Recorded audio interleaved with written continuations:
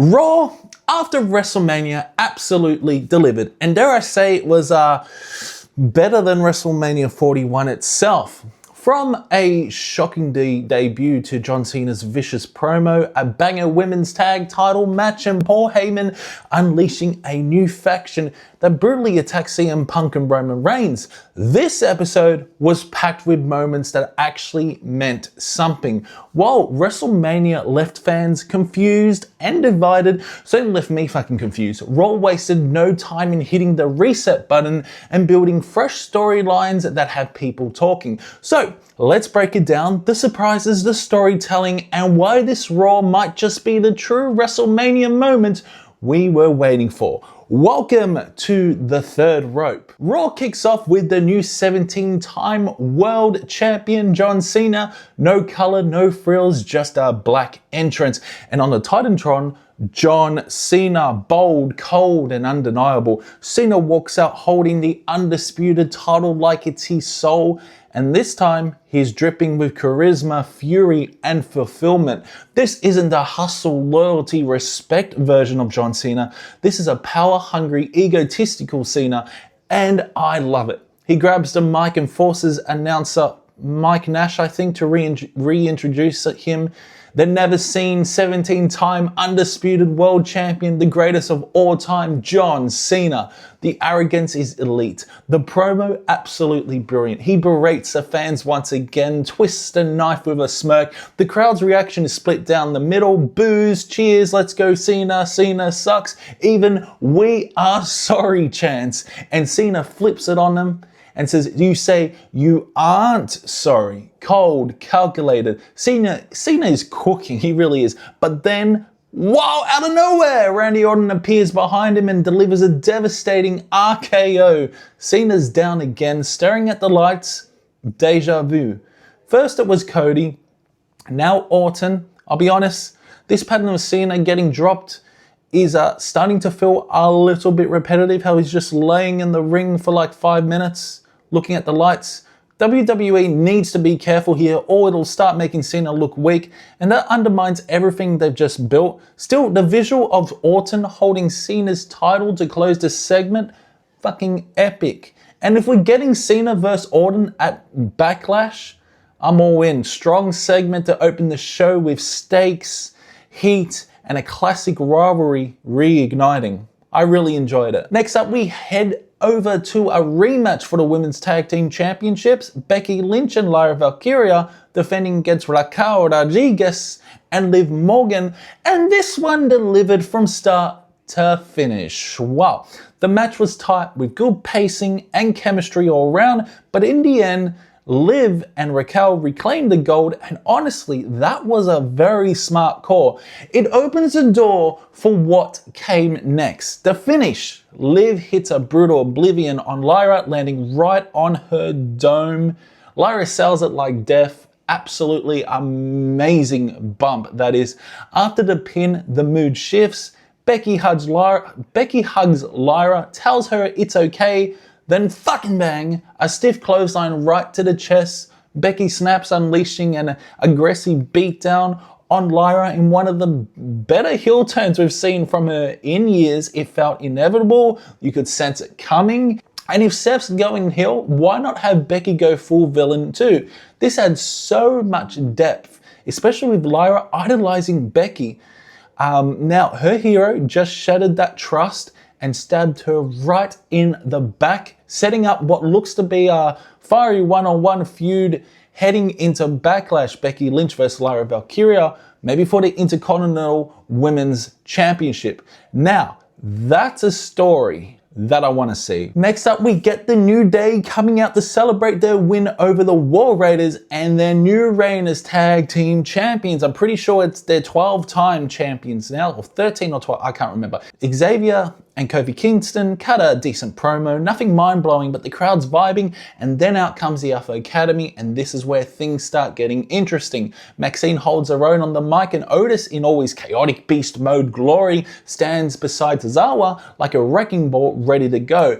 It looks like we're heading into an impromptu match between the two teams, but then, oh my god, Rusev crushed. Rusev is back. Yes, formerly Miro in AEW. Rusev returns to WWE and he fucking dominates. He wrecks everyone. New Day, Alpha Academy, you name it. Hits the accolade. Crowd goes wild. And here's the thing. The moment felt kind of out of nowhere. Cool, definitely. But a little bit confusing to me. Is he targeting Alpha Academy? Going after the tag titles, which I don't understand? Who's his partner, if that's the case? Right now, it's unclear, but it's great to see Rusev back. And honestly, I wouldn't mind seeing Rusev and Gunther team up for some reason. Anyway, and the crowd reaction showed people missing him. Let's just hope this leads somewhere meaningfully and not another cool return, no follow-up situation. But can you imagine if Gunther or Rusev teamed up? That would be one super team. Anyway, Iyo Sky comes out soaking in the glory, still the WWE Women's Champion after an epic win over Rhea Ripley and Bianca Belair at WrestleMania 41. Easily one of the best matches of WrestleMania. Her energy is electric. The crowd's fully behind her. It's a celebration. But then Stephanie Vaquer, the NXT Women's Champion, makes her entrance. The crowd shifts, intrigued. She wants a match. Champion versus champion right here, right now. Adam Pearce walks out, plays to the crowd and asks if they want it. They fucking erupt. Match is on, which was surprising. It's an impromptu match. And what follows? An incredible back and forth match that just might be match of the night. Smooth technical holds, high flying sequences, and then that Spanish fly off the top rope. Absolutely magical. I was locked in, but just when the match is hitting its peak, chaos. We get Roxanne Perez and Julia from NXT storm the ring, attacking both women and causing a DQ. The match is thrown out and the fans are heated. Then, "This is my brutality." Rhea Ripley's music hits. She walks down with slow intensity, stares down Julia, and the tension is palpable. She picks up the title, little fucking idiot, hands it back to Iyo, and in that moment, you know Rhea's not done. Rhea isn't done. Rhea's coming back for that gold, despite the messy finish. This was an outstanding match packed with technical brilliance and emotional fire. And with Backlash just around the corner, you can almost guarantee Iyo vs Rhea is far from over. So we might get another Iyo vs Rhea match. Can you believe it? And now the Yeet takes over. We get the Jey Uso segment, and I have to start by saying the video package before his entrance, fucking genuinely incredible. From childhood to main event status, the journey was beautifully told. That last moment when Gunther tapping out, there were like snapshots of Jey's life flash on the screen. Absolutely brilliant. Editing was superb, emotional, powerful. I was fucking sold. Then the actual segment starts and cue 10 straight minutes of Yeet. The crowd's doing it. Jey's doing it. The arena's lost its mind. Michael Cole, Pat McAfee are yeeting. And just when you think it might die down, Sami Zayn returns. Great moment, emotional pop, and then he starts yeeting too. Jesus fucking Christ. When does this end? There's this brief moment of tension. Sami stops, stares at Jey like he might turn on him. And honestly, it was the most interesting part of the entire thing. But no, instead of drama, we get more yeet, and then Jimmy Uso comes out, celebrates his brother's win, and guess what? Yep, more yeet. Push the 20-minute mark of the straight crowd of yeeting chants, and look, I get it. Live in the arena, probably fun, but watching at home on Netflix, it's borderline fucking torture. At this point, it's not a movement, it's a full-blown cult. It really is. Great video package, cool returns. But this segment, nauseating, it really is. We need to retire Yeet. I'm sorry, we do, before it becomes the next what. It already is the next what. Yeah. So, just before the commercial break, Gunther comes out, snaps, and it's chaos. Now, honestly, this is probably the best segment of the actual show. one of the best. As the commentary table reflects on Jey Uso's WrestleMania win, I think they talk about the Unreal new series. Michael Cole drops a line that sets the whole thing off. I'm not the one that tapped out. Suddenly Gunther appears ringside and he's not there to talk. He storms over and puts Michael Cole in a headlock, choking him out as commentary cuts to screaming and confusion.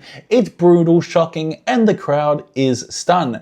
Pat McAfee jumps in to help, throwing a punch right to Gunther's jaw, protecting Michael Cole, and the fucking place explodes. Officials, security flood the scene to pull them apart. Jason Jordan was there, Jamie Noble I think was there, but Gunther isn't done. He breaks free and locks in a choke on Pat, dragging him down before they can finally separate everyone. This segment, fantastic. It had that raw, unpredictable energy that's been missing lately. The kind of moment you don't see coming. Now, I get it. Gunther's rage is likely directed at Cole and Pat for constantly yeeting and backing Jey Uso. Still, part of me wondered, why not attack Jay, Sammy, or Jimmy directly during their celebration? Now, that would have made even more sense in that moment. I'm just nitpicking here, but nitpicks aside, this was a killer segment. Gunther looked fucking dangerous. Cole and Pat sold the chaos so damn well, and it added a real edge to the show that Raw desperately needed. But yeah, after that 20-minute yeet, but yeah, this was fantastic. Michael Cole returns back to the announce table, and we have Dominik Mysterio puts his newly won Intercontinental Championship on the line against Penta, and surprisingly, Dominik gets cheered a lot. But hey, this is Las Vegas, so enjoy it while it lasts. Next week, I'm sure we're back to full volume chorus of boos. The match itself, solid. Penta brought the intensity as always, and Dom held his own, proving he can hang even if he had help. At ringside, we've got Finn Balor and Liv Morgan. Raquel Rodriguez, I think, was there, doing their best to throw off Penta. And just when the match is getting hot, holy shit, we get JD McDonough returning, creating the distraction that lets Dominik steal the win. After the bell, Judgment Day beat down Penta standing tall, but it's not all smooth sailing. You can still feel the tension between Dominik and Finn. There are subtle glares, hesitations, and you can just sense it building. Personally, I don't think Dom's got much longer in the Judgment Day, in my opinion. It's all pointing to a turn. Either he gets booted out or walks away, setting him up for a babyface run. I'm going to say it. He's going to be cheered. If this is the beginning of the end for Dirty Dom in Judgment Day, I'm here for it. And it looks like the next few weeks are going to be very fucking interesting. And now, the return of the visionary, the revolutionary Seth freaking Rollins walks out, flanked by none other than the wise man Paul Heyman. And yes, Rollins is full-blown heel now, but the twist, the crowd is still loving him, chanting his fucking song. The arrogance, the control, the chaos, they're eating it all up. Rollins grabs the mic and makes his own introduction. I am the visionary who took away Reigns' wise man and Punk's best friend. It's cold, it's calculated, it is brilliant. All of a sudden, CM Punk's music hits and he's fired up, ready to throw hands. He's rapping his fists, but Rollins has other plans. Stomp, Punk hits the mat before he can even swing. Then comes out Roman Reigns, chaos erupts, he throws hands with Rollins, and in a surprise moment, Superman punches Paul Heyman, and it was fantastic. That should be it, right? Wrong! From the crowd, a hooded figure storms in, then fucking spear! It's violent, it's fast, it's Bron Breakker, and he takes Roman's soul with a spear, throws him and then sets him up near a barricade and spears him into the barricade that echoes through the arena. Rollins delivers a curb stomp to both Punk and Reigns, and as the dust settles, we see the new powers standing tall, Seth Rollins, Bron Breakker, and Paul Heyman. This was a twist for me. This is a super faction in the making. It gave Evolution flashbacks, especially when Batista made his mark. It's that level of shock and setup. And with Backlash looming, it's looking like we're headed towards a Reigns and Punk versus Rollins and Breakker main event, maybe. And I'm all for it, I really am. This segment was paced perfectly, executed flawlessly, and sets the table for war. So yeah, this was a really good Raw. Honestly, I enjoyed it from start to finish, from Becky Lynch's perfectly timed heel turn, to Gunther snapping on Michael Cole and Pat McAfee, to that phenomenal match between Iyo Sky and Stephanie Vaquer, and of course that chaotic final segment where Bron Breakker absolutely obliterated both CM Punk and Roman Reigns. This show didn't just entertain, it really built the foundations of Backlash. It laid down the foundations for Backlash in a way that feels fresh and aggressive and a little bit unpredictable. I'll say it, I enjoyed this episode of Raw more than parts of WrestleMania 41, and that says a lot. Let me know what you thought of this week's Raw in the comments. Did it live up to the hype for you? Thanks for watching another episode of The Third Rope. Be tuned for the SmackDown review in the coming days.